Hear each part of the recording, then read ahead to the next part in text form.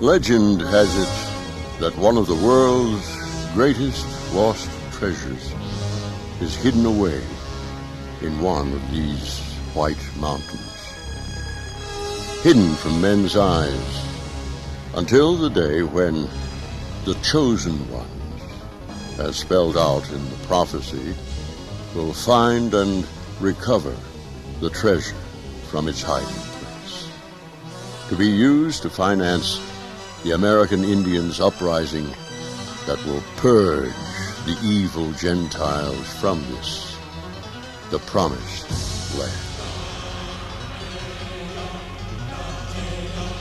Yes, people around here will tell you that somewhere in these formidable white mountains, hidden away for safekeeping, indeed waits a vast hidden treasure. If the treasure is hidden somewhere in this mountain, and many signs point to it being there, it is beyond question the greatest accumulation of wealth ever acquired by man. And then, mysteriously hidden away a little over 450 years ago, the treasure of Montezuma, king of the Aztecs.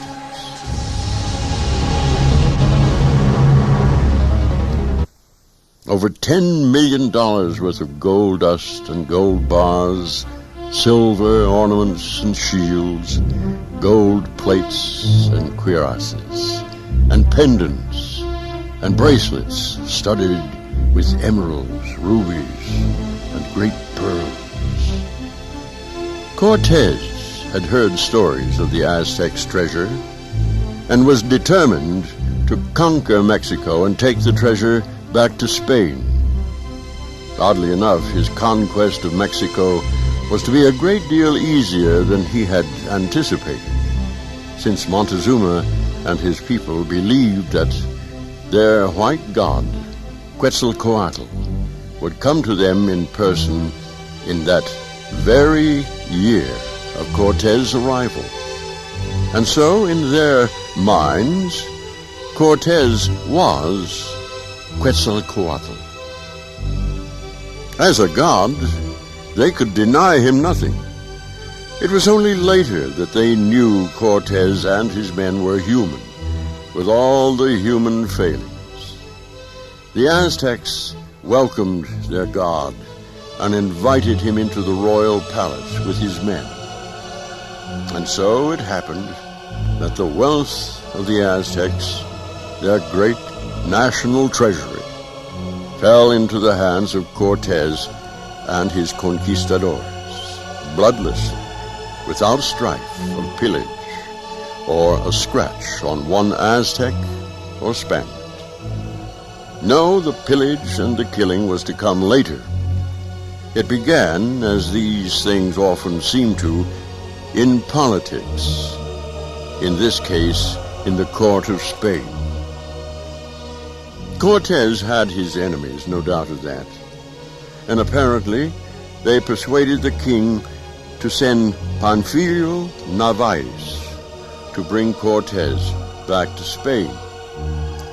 When Cortez heard that her captain Narvaez had landed at Veracruz with orders for his arrest, he was far from happy about it. He consulted with his officers, and it was decided that 1/3 of his men would remain here in the palace, and that the other 2/3 would ride for Veracruz to see if this upstart captain would like a taste of conquistador steel. However, here he made a monumental mistake. To command the 1/3 of his men remaining at the palace, he appointed Pedro de Alvarado, a brash and hot-headed officer, a man who was to prove to the Aztecs that no Spaniard was a god. While Cortez was gone, this Alvarado watched worriedly as a mob of Aztecs danced in the courtyard of the palace. He himself had given the Indians permission to celebrate a feast, honoring one of their gods. However, Alvarado lost his head completely at the sight of so many Aztec warriors. What the history of the Aztecs, or of Mexico itself as far as that goes, might have been if he had not given his men orders to attack the innocents in the courtyard, boggles the imagination. But he did, and the slaughter began. It was none of Cortez's doings, but it's safe to say that from that moment onward, no Aztec trusted a Spaniard, much less thought him a god. It was the beginning of the end for the Aztecs, but the beginning of a brief time of pure hell for the conquistadores. Cortez finally returned from his defeat of Narvaez, and he made no bones about telling Alvarado that what he had done was a great mistake, an ill-done thing, as he put it. But the damage was done. Now the fighting began. Indian against Spaniard, wooden lance against steel sword, arrow against crossbow bolt. From rooftops in the streets, the Aztecs poured arrows and hand-thrown darts and stones from their slings. Spanish horsemen, Spanish musketeers, Spanish crossbowmen falling under the hail. But for every Spaniard, 10, 20 unarmored Aztecs fighting with wooden weapons fell. For Cortez, Montezuma was his last hope. But even this lord of the Aztecs, standing on a rooftop and begging his people to stop fighting, was wounded by a barrage of stones from Aztec slings and died a few days later. The fighting continued for several days. It was obvious to the Spaniards that they were trapped in the palace. Bridges over the canals had been torn down by the Indians, and the causeway across the lake could not be reached. Nevertheless, they needed to get out of the city. They began building a portable bridge to get over the canals.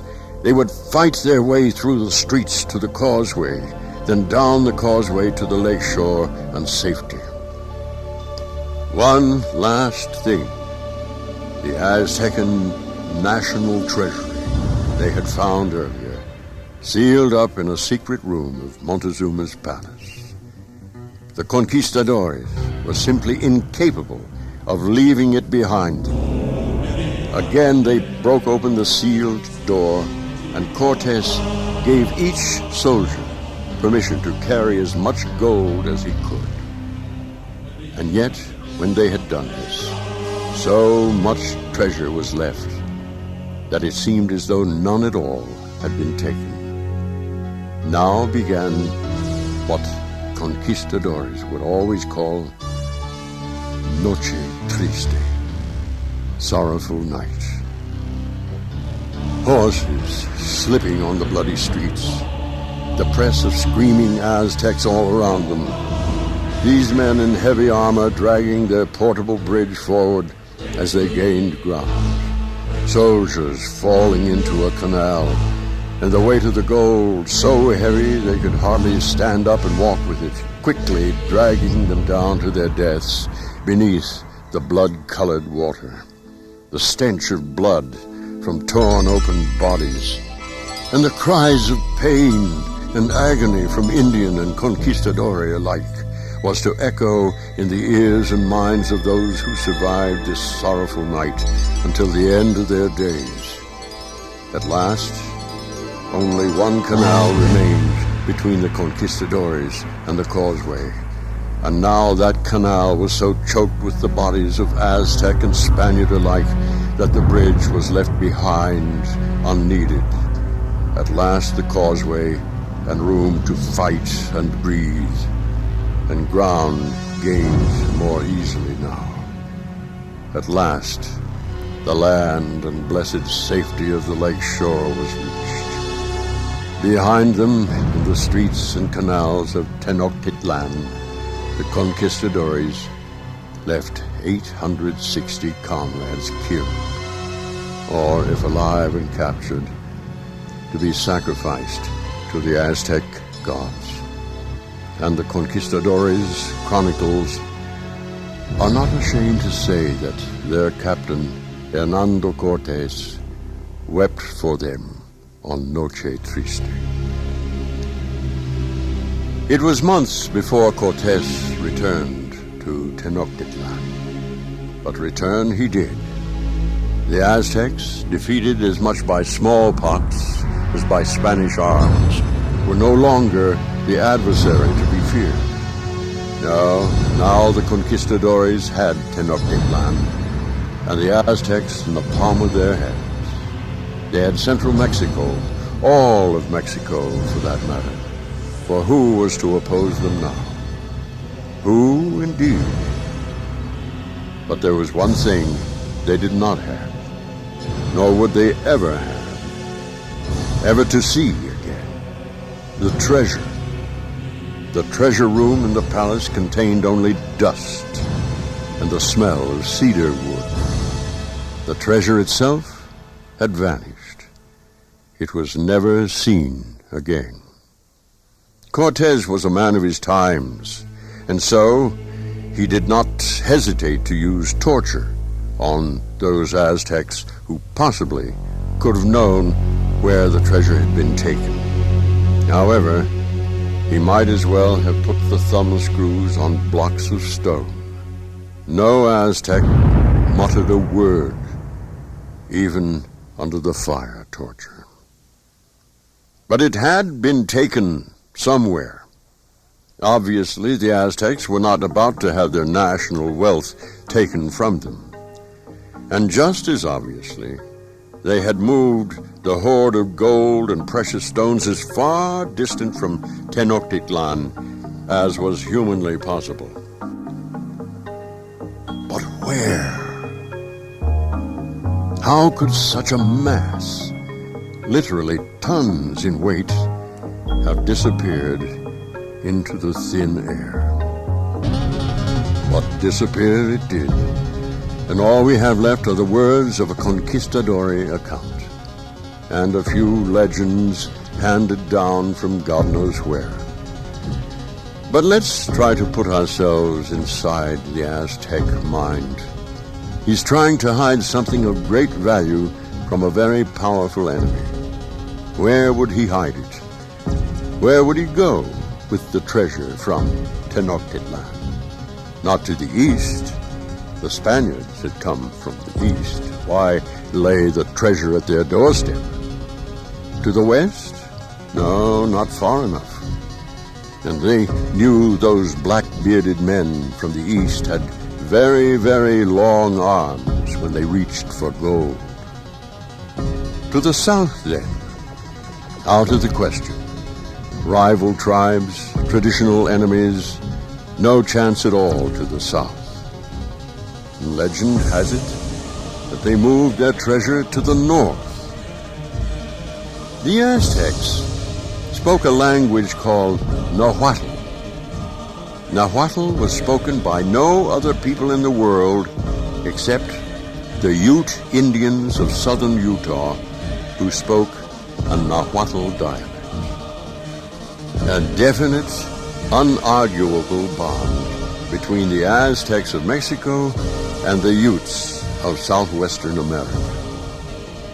And what would be more likely than that the Aztecs, faced with the necessity of moving their national wealth suddenly to a great distance, would think of their cousins, the Utes, far to the north and close to their ancient homeland? It must have taken 1,000, 2,000 men to carry that treasure. The treasure itself must have weighed a minimum of 5 tons, probably a good deal more. 2,000 men, 3,000, each carrying 50 pounds, another 1,000 men as alternates and hunters, 4,000 men setting out across the northern deserts to hide their wealth from those bearded strangers from the east. Well, we've narrowed it down considerably. The country of the Utes, southern part of Utah, northern rim of the Grand Canyon. However, it's a country laced with endless canyons and gullies and arroyos and buttes and mesas. Something hidden in this maze was likely to remain hidden, lost forever.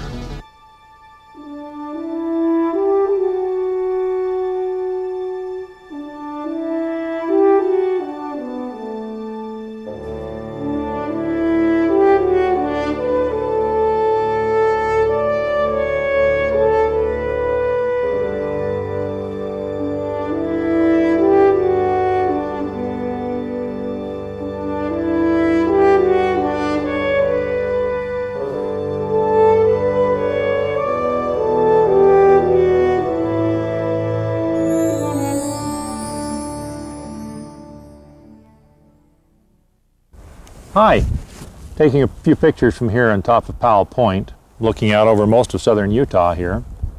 You know, according to most treasure hunting experts, the greatest treasure that was ever lost was Montezuma's treasure.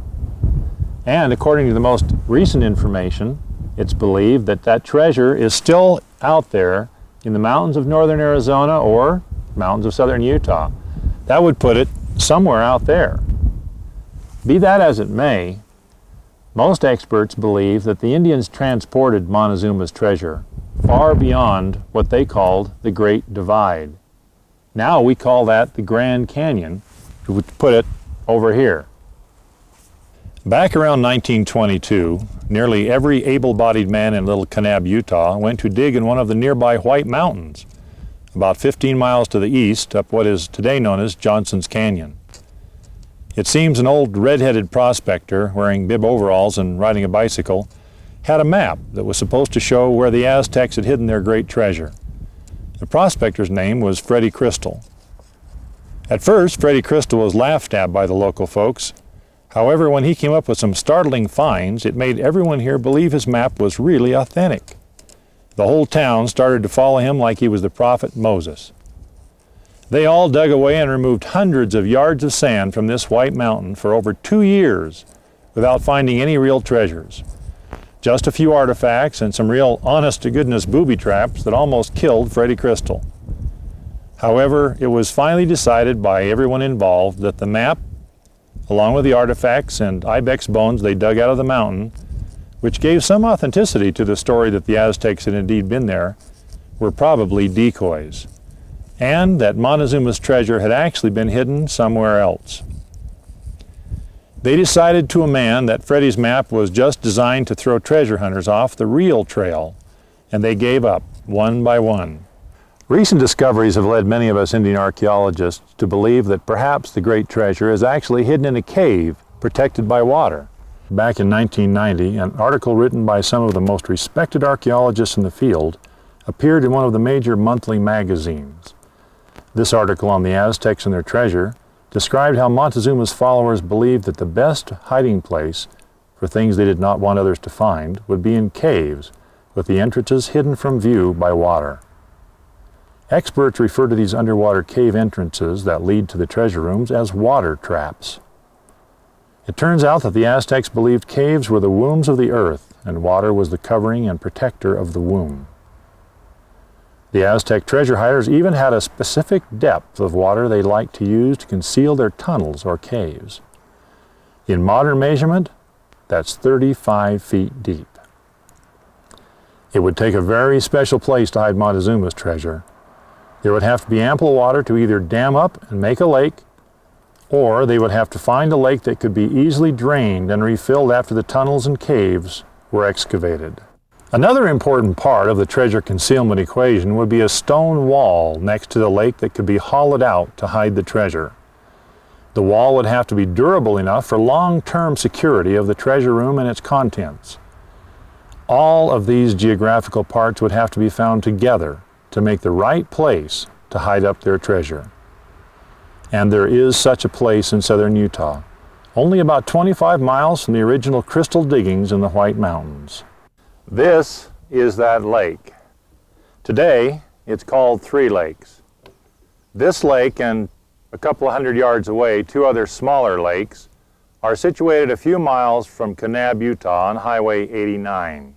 3 Lakes has all of the geographic features the Aztecs were looking for when they carried their treasure far to the north to keep it from Cortez and his conquistadors. 3 Lakes has the water and the stone wall on one side of the lake, perfect for tunnel and cave excavation.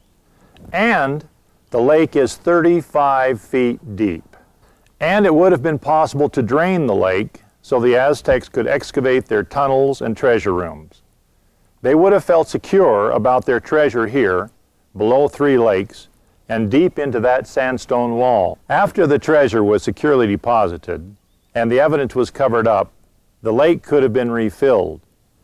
35 feet of water would make it impossible for anyone to dive down holding their breath and violate the treasure. Of course, the Aztecs did not know that eventually men would invent self-contained breathing equipment. Some people feel that the Aztecs also marked the location of hidden underwater treasures with a golden snail. Strangely enough, this very lake is the only place in the world that has the golden snail. The U.S. Department of the Interior has placed the golden snail that crawls along the shores of 3 Lakes on the endangered species list. The University of Arizona has done a genetic study on the golden snail and has declared it to be non-related to any other snail in the world. And sure enough, there is an Aztec history mention of the golden snail as part of their religious rites. It is said that after hiding up the treasure, some of the warriors returned to report to their leaders in Tenochtitlan. They were captured by Cortez and his men and tortured to find out where they had hid up the treasure. Cortez was a man of the times, and he did not hesitate to burn them at the stake or cut off their hands and noses as he tried to get them to disclose the location of the great treasure. But all Cortez and his men could find out was that the Aztecs had carried the treasure far to the north and buried it in a lake. Evidence has it that Cortez went 500 miles north and searched every lake, and even managed to drain some of these lakes in his relentless search for the treasure that had slipped through his hands. But he didn't find the treasure. You see, he didn't go far enough.